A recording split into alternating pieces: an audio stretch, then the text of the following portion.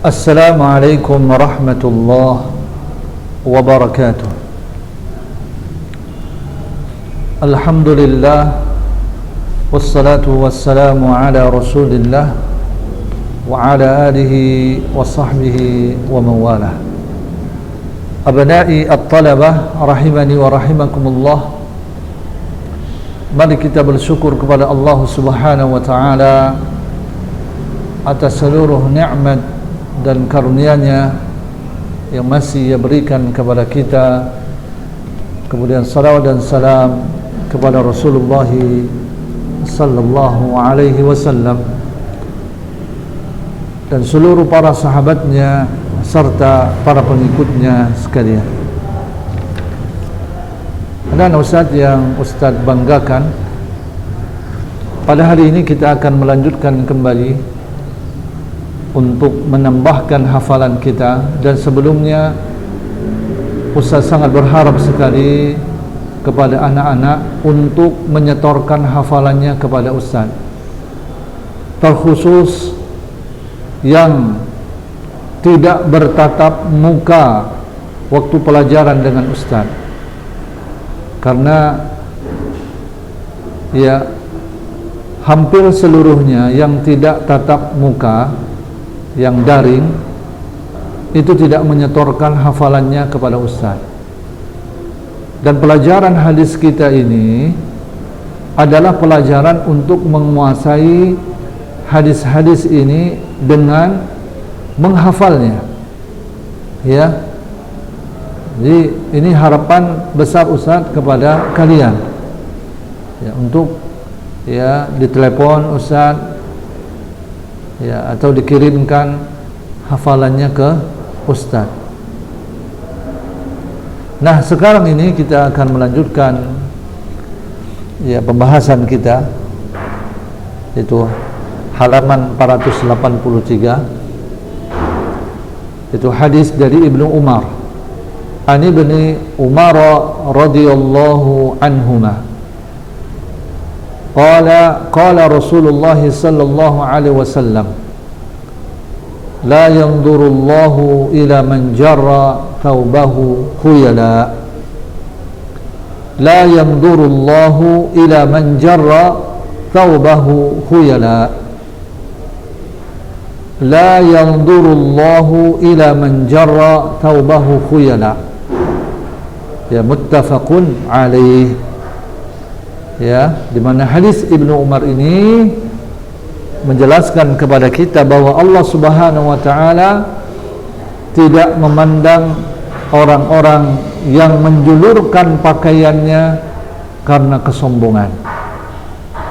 Dan di dalam hadis yang lain menyebutkan bahwasannya menjulurkan pakaian, al-isbal, itu termasuk dari bagian kesombongan. Sebagaimana Nabi SAW menyebutkan, iyyaka wal isbal, ya, jauhi oleh kalian isbal, karena isbal minal makhilah, kata Nabi.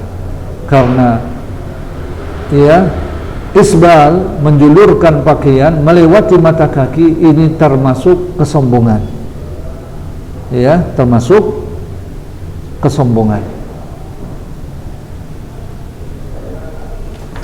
Kemudian hadis yang selanjutnya, ya, masih dari Abdullah bin Umar, Abdullah bin Umar radhiyallahu an, anna Rasulullah sallallahu alaihi wasallam qala, idza akala ahadukum falyakul bi yaminihi wa idza shariba falyashrab bi yaminihi fa inna asy-syaitana ya'kulu bi shimalihi wa yashrabu bi shimalihi.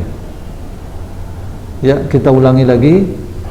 Idza akala ahadukum falyakul bi yaminihi wa idza shariba falyashrab bi yaminihi fa inna asy-syaitana ya'kulu bi shimalihi wa yashrabu bi shimalihi. Idza akala ahadukum falyakul bi yaminihi wa idza shariba falyashrab bi yaminihi fa inna asy-syaitana ya'kulu bishimalihi wa yashrabu bishimalihi. akhrajahu Muslim. Ya, di mana hadis ini menjelaskan kepada kita di mana Nabi sallallahu alaihi wasallam memerintahkan kepada kita untuk makan dengan tangan kanan. Dan begitu juga ketika minum,